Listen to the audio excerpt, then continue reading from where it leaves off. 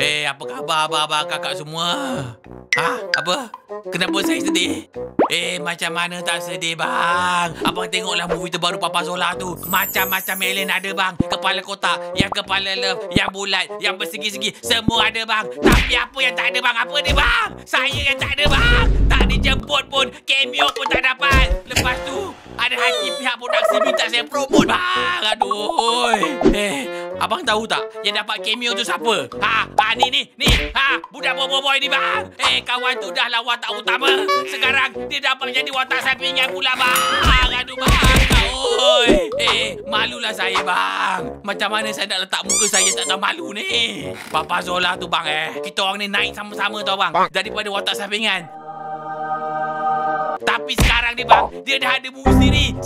Apa yang saya ada bang? Hanyalah rupa yang rupawan dan duit yang berkepuk-kepuk je bang. Aduh, sedih lah bang biarlah saya membawa diri. Hiburkan hati dengan tengok Papa Zola ada movie. Terpromote lah pula. Cut. Lepaskan aku, Blaran!